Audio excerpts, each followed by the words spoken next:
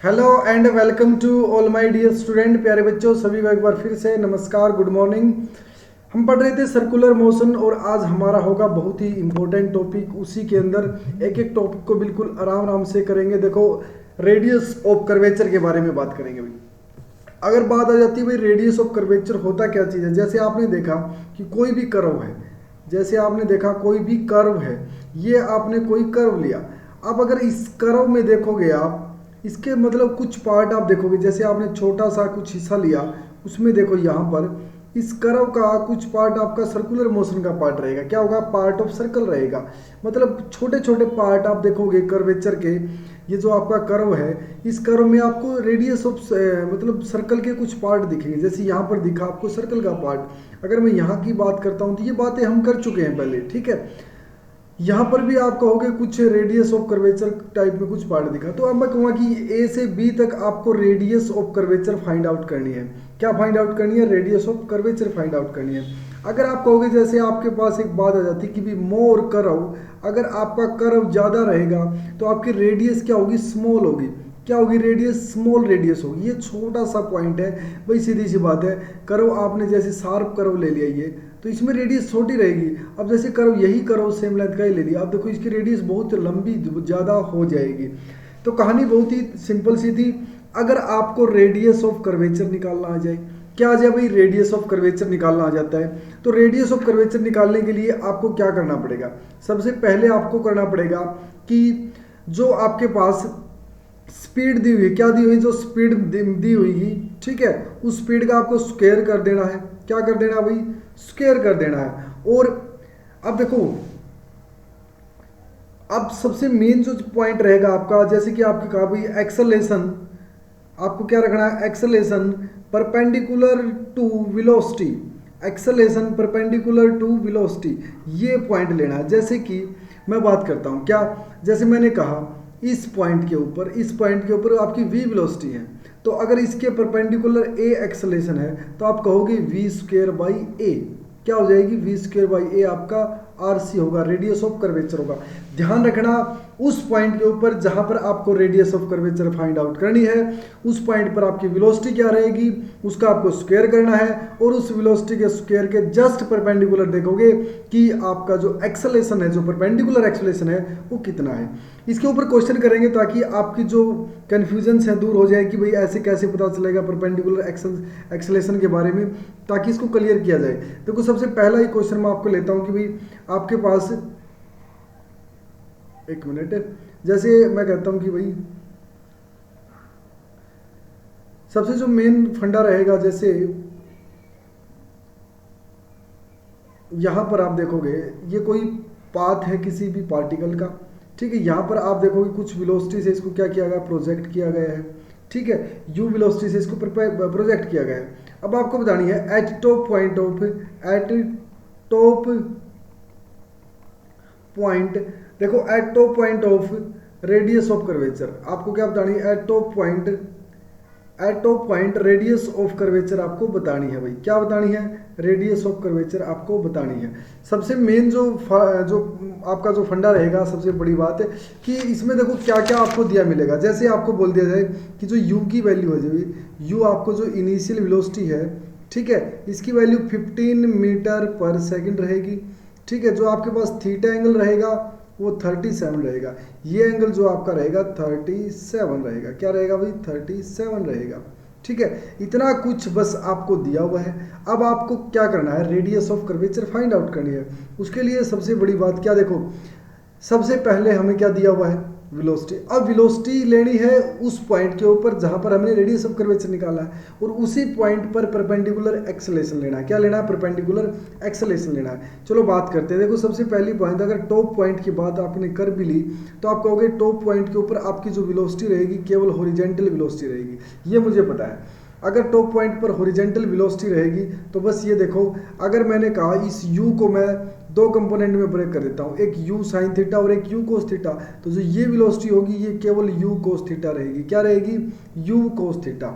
अच्छा, और इसके परपेंडिकुलर अगर आप देखोगे बिल्कुल जस्ट एक्सेलेरेशन आपको क्या मिलेगा? g मिलेगा, केवल g मिलेगा भाई यहाँ से, ठीक है।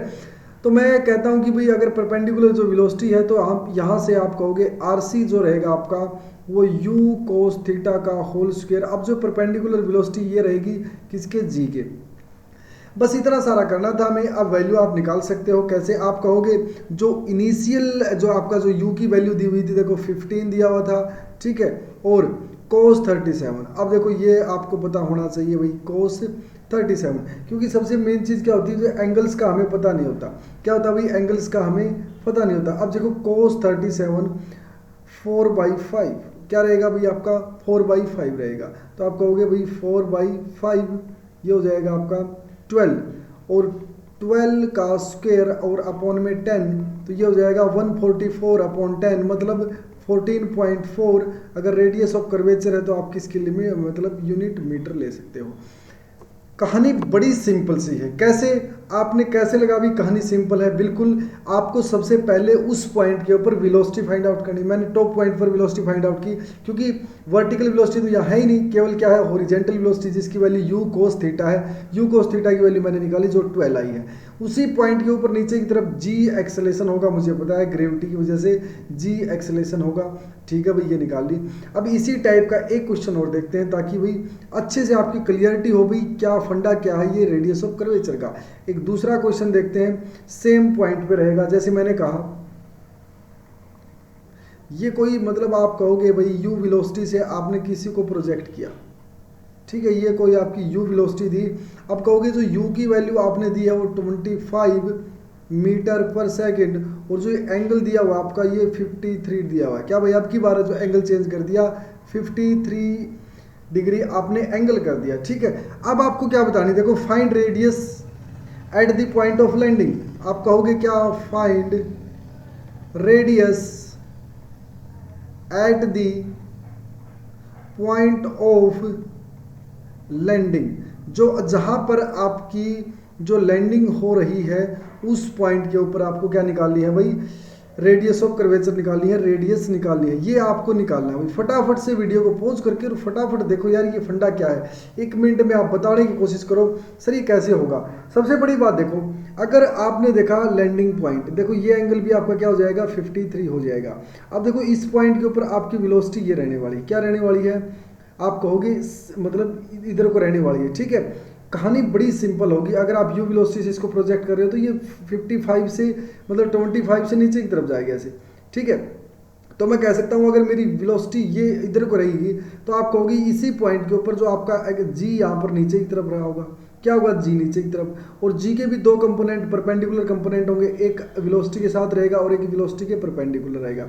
अगर वेलोसिटी के परपेंडिकुलर कंपोनेंट लेता हूँ मैं तो ये हो जाएगा g cos 53 डिग्री, क्या हो जाएगा 53 डिग्री, क्योंकि जो ये एंगल्स रहेंगे आपके, देखो ये एंगल 53 डिग्री क्या हो जाएगा 53 डिग्री, ये भी आपका क्या हो जाएगा 53 डिग्री एंगल हो जाएगा।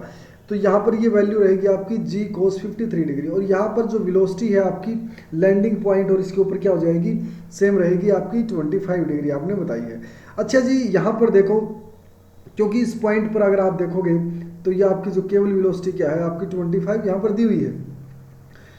वेलोसिटी का स्क्वायर 25 का आप स्क्वायर कर सकते हो, और जो कि सबसे बड़ी बात g cos, और g की वैल्यू आप कहोगे देखो g 10 और cos 53 डिग्री, cos 53 की वैल्यू होती है भाई 3/5, तो यहाँ से आप 6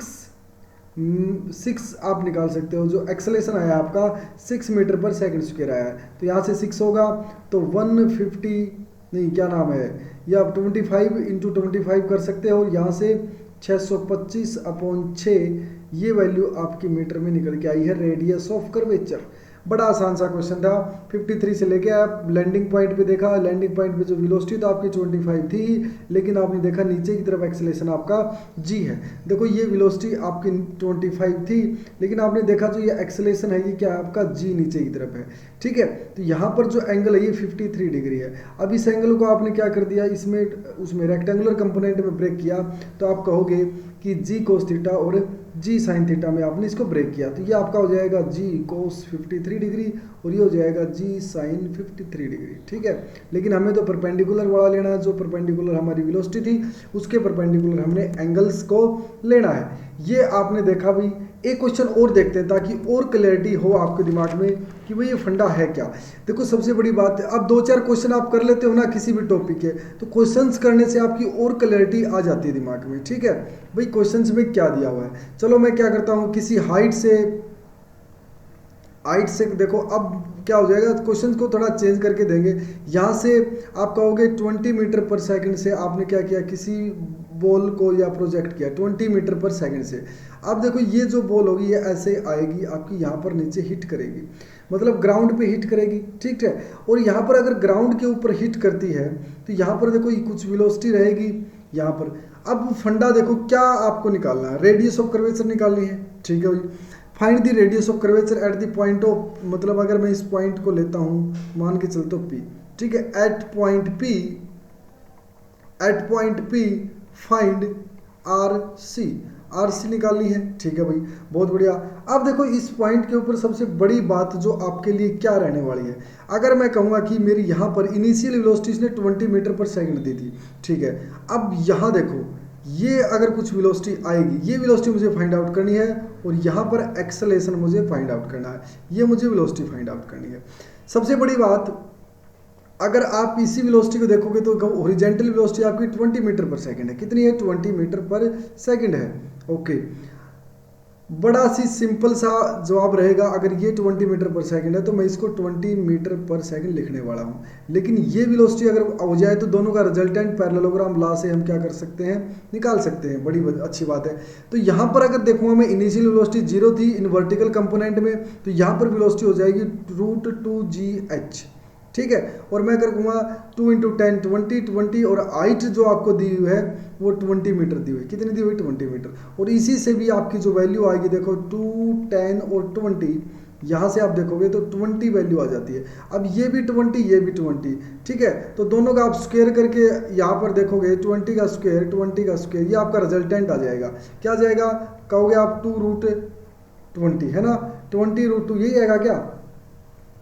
अच्छे से देखो भाई, 400 400 800 हो जाएगा। हाँ, यही आ जाएगा 2√20, ये आपकी वेलोसिटी आ गई। अब इसके जस्ट आप देखोगे एक्सेलेरेशन आपको फाइंड आउट करना है।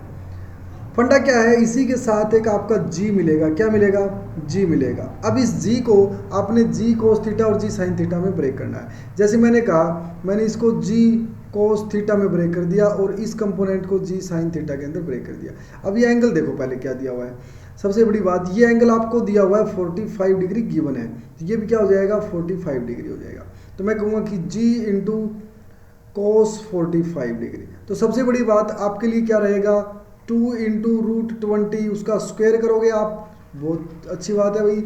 और इसके साथ g cos 45 क्या हो जाएगा, g की वैल्यू 10 है, cos 45 1/√2 है। यहाँ से देखो क्या वैल्यू आने वाली है। अगर मैं इसको सोल्व करता हूँ तो ये वैल्यू होगी 80√2 मीटर। ठीक है, अब देखो ये जो आपके सामने जो वैल्यू निकल के आई है कितनी आसान सी थी।